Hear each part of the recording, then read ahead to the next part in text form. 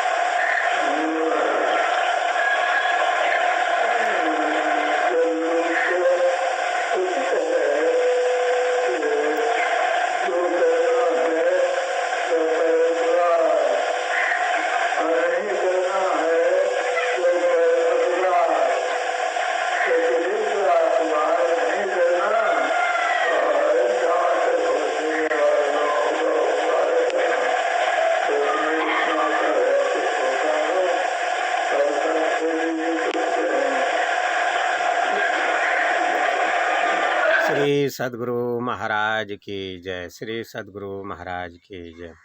महर्षि में ही सत्संग सुधा सागर प्रवचन नंबर 107। काया रूप कपड़ों को धो डालो। धर्मानुरागिनी प्यारी जनता, भगवान श्री कृष्ण ने युधिष्ठिर से कहा कि जिस तरह मूंज से खींच खींच कर सीख निकालते हैं, उसी तरह योगी आत्मा से शरीर को भिन्न करके देखते हैं, तब अपने से अपनी पहचान होती है। सीख के ऊपर कई खोल चढ़े होते हैं, एक एक करके निकालने पर अंत में सीख मिलती है। इसी तरह शरीर के अंदर जीवात्मा है, उसके ऊपर पहला खोल जड़ का है, वह है महाकारण। महाकारण कहते हैं त्रैगुणों के सम्मिश्रण रूप को। वहाँ तीनों गुणों की शक्ति बराबर बराबर रहती है। जहाँ तीनों गुणों की शक्ति बराबर रहती है, उसको कहते हैं सम्यावस्था धारणी जरात्मिका मूल प्रकृति। जड़ का पहला खोल यह है। इसके अंदर में दूसरा खोल है, जिसको कारण कहते हैं। महाकारण का कोई भाग जब परमात्मा की मौज से कंपित होता है, अर्थात महाकारण के जिस भाग में तीनों गुणों की सम अवस्था छूटती है, तब कुछ रचना होती है, वही कारण है। उसके ऊपर है सूक्ष्म, जिसको इंद्रियों से नहीं देख सकते, किंतु रूपरेखा बन जाती है। उसके ऊपर स्थूल शरीर है, जो हार मांस चाम से बना है। इस प्रकार जीवात्मा के ऊपर 4 जड़ शरीर हैं। इसलिए कि इसके लिए संत कबीर साहब के वचन में घूंघट शब्द आया है। इन चारों को खोल दें तो फिर ईश्वर दर्शन में कोई रुकावट नहीं। इसी को गुरु नानक साहब दूसरी तरह से कहते हैं, घर में ही घर दिखाई दे, सोई सतगुरु परख सुजान। स्थूल से सूक्ष्म, सूक्ष्म में कारण और कारण में महाकारण व्यापक है। इसी को संत दादू दयाल जी ने कहा है, घर माहे घर निर्मल राखे, पंचों धोवे काया कपड़ा। घर में घर को पवित्र रखो, और पांचों कायारूप कपड़ों को धो डालो। स्थूल की पवित्रता बाहरी शौच और अंतःकरण की शुद्धता से होती है। स्थूल की लपेट सूक्ष्म पर से उतर गया, सूक्ष्म पवित्र हो गया। इसी प्रकार कारण और महाकारण के संबंध में समझिए। चेतनमय शरीर जब धुल गया, जब महाकारण उस पर से उतर गया। कहने का ढंग अलग अलग है, किंतु सब हैं एक तरह है। जैसे कई बाजाओं के तार को एक समान कसकर रखिए तो सबसे एक ही तरह की ध्वनि निकलेगी। मालूम होता है कि इन सब संतों ने एक ही तरह की आत्मोन्नति की थी और एक ही तरह की साधना की थी, केवल कहने का ढंग अलग अलग है। इन शरीर रूपी कपड़ों से, घूंघट से जो अपने को नहीं निकालता, वह घर में घर को नहीं देखता तथा वह ईश्वर को नहीं पा सकता। घमंडी बनकर संसार में मत रहो। यह शरीर पचरंगा चोल है। 5 तत्वों के 5 रंग हैं। पृथ्वी का रंग पीला, जल का रंग लाल, अग्नि का रंग काला, हवा का रंग हरा और आकाश का रंग उजला है। इसके अंदर के शरीर भी प्रलय काल में नष्ट होने वाले हैं और बहुत बाधक हैं। जिस तरह फल खा लो और बीज रह गया तो फिर उससे गाछ हो जाता है, उसी तरह स्थूल शरीर रूप गुदा तो नष्ट हो जाता है और बीज रूप सूक्ष्म आदि शरीर रह जाते हैं, तो फिर स्थूल शरीर हो जाता है। घमंडी की सूरत फैली हुई होती है और नम्रता से रहने वाले की सूरत सिमटती है। मन के सारे संकल्पों को छोड़ दो तो शून्य महल में दिया ना जलेगा। एक ऐसी वस्तु पर अपने को लगाओ जो बाहर में नहीं है और जिसे कभी देखा नहीं है, वह शून्य है।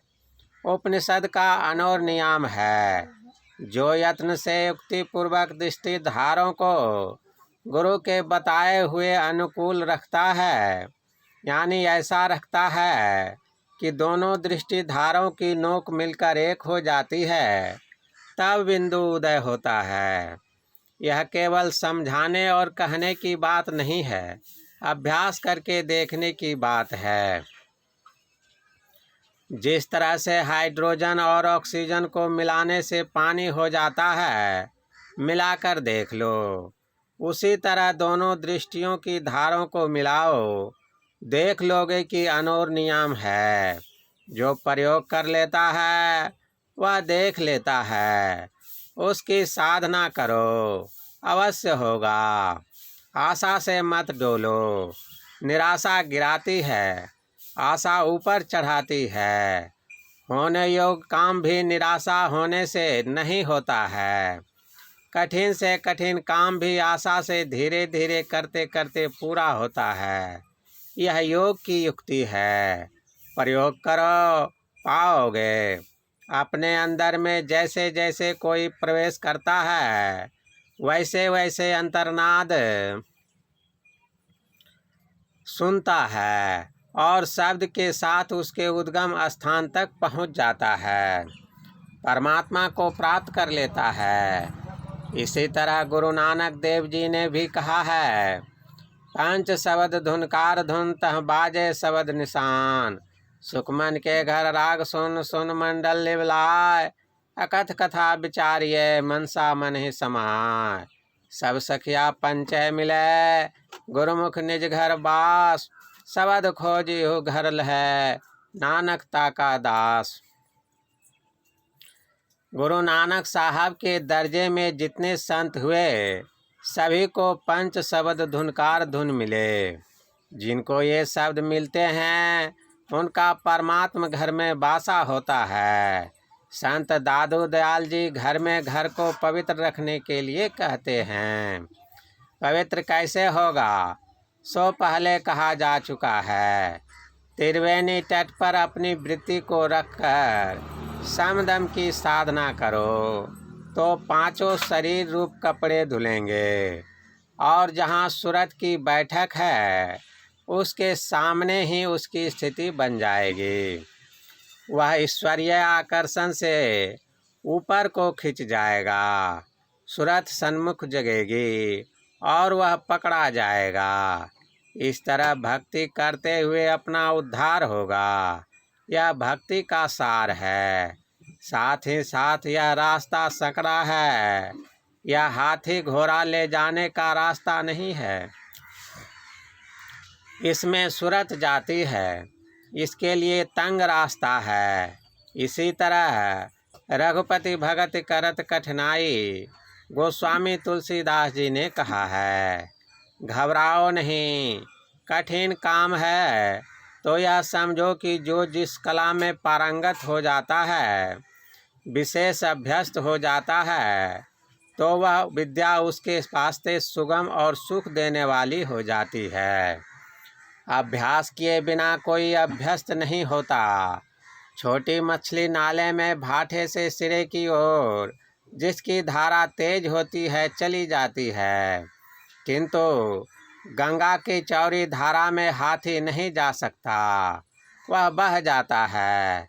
बालू और चीनी का मिश्रण करने से बुद्धिमान प्राणी जो मनुष्य है वह उसको अलग अलग नहीं कर सकता, किंतु छोटी चींटी चीनी को चुन लेती है और बालू को छोड़ देती है। सिमटी हुई सूरत सफरी है, चींटी है और फैली हुई सूरत हाथी। जिसकी सूरत सिमटती है वह पिंड से ब्रह्मांड की ओर चला जाता है। वह जागृत, स्वप्न और सुषुप्ति अवस्था में नहीं रहता, तुरीय अवस्था में रहता है। वह संसार के ख्यालों से ऊपर उठा हुआ होता है, इसलिए वह बाहर संसार से सोया हुआ है लेकिन अंदर में जगा हुआ है। गोस्वामी जी ने कहा है, मोह निशा सब शोभन हारा, देखिए सपन अनेक प्रकारा। यही जग जामिनी जागहि जोगी, परमारथी प्रपंच वियोगी।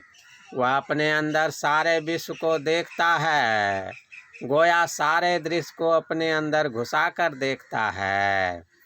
वह हरिपद का अनुभव करता है, द्वैत से हटा रहता है और अद्वैत पद में स्थिर रहता है। वह अद्वैत पद कैसा है तो कहा, शोक मोह भय हरस दिवस निश देश काल तह नाही। गोस्वामी तुलसीदास जी कहते हैं कि इस दशा से जो हीन है उसका संशय निर्मूल नहीं होता है। यह सूक्ष्म भक्ति है। हाँ, कुछ मोटी बात भी है। जप करो, कीर्तन करो, किंतु जब तक कोई यहाँ नहीं आता, देश काल से परे नहीं हो जाता, तब तक भक्ति समाप्त नहीं होती। यह अंतः साधन से विशेष विषय की बात है। यह अंतः साधना के विषय की बात है। अभ्यासी शून्य में आरूढ़ रहता है। जहाँ एक शून्य से दूसरे शून्य में जाता है, ऐसे द्वार पर चढ़ो जिससे अंधकार के आकाश से प्रकाश के आकाश में जा सको। इसी के लिए राधा स्वामी साहब कहते हैं, सखेरी क्यों देर लगाई, चटक चढ़ो नव द्वार। मन और दृष्टि को 10वें द्वार पर स्थिर करके रखो। स्थिर रखना ही चलना है। बैठे ने रास्ता काटा, चलते न बाट न पाई। है कुछ रहने गहन की बाता, बैठा रहे चला पुनि जाता। कहे को तात्पर्य है ऐसा, जस पंथी वो हित चढ़ बैठा। इस नगरी में अंधकार समाया हुआ है, इसलिए भूल भ्रम हर बार होते रहते हैं। अपने अंदर की ज्योति की खोज करो, अपने अंदर अंदर चलो। चलने के लिए जो जहाँ बैठा रहता है पहले वहीं से चलता है। तुम अंदर में जहाँ बैठे हुए हो अंदर अंदर वहाँ से चलो। संतों ने अंदर अंदर चलने का आदेश दिया है। श्री सद्गुरु महाराज की जय। यह प्रवचन भागलपुर जिलांतर्गत कहलगांव के धर्मशाला में दिनांक 12/3/1955 ईस्वी को रात्रिकालीन सत्संग में हुआ था। श्री सद्गुरु महाराज की जय। प्रभु प्रेमियों, अभी जो प्रवचन आप लोग सुन रहे थे वह महर्षि में ही सत्संग सुधा सागर नामक इसी पुस्तक से पाठ करके सुनाया गया। इस पुस्तक को आप सत्संग ध्यान स्टोर से ऑनलाइन मंगा सकते हैं। इसके लिए वीडियो के विवरण में लिंक रहता है।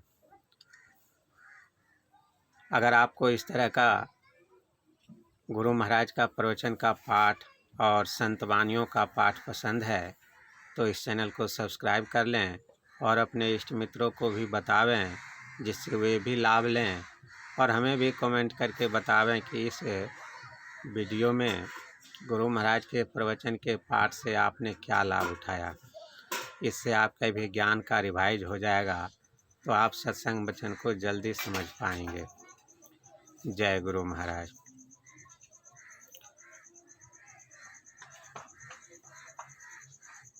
एक बात और है,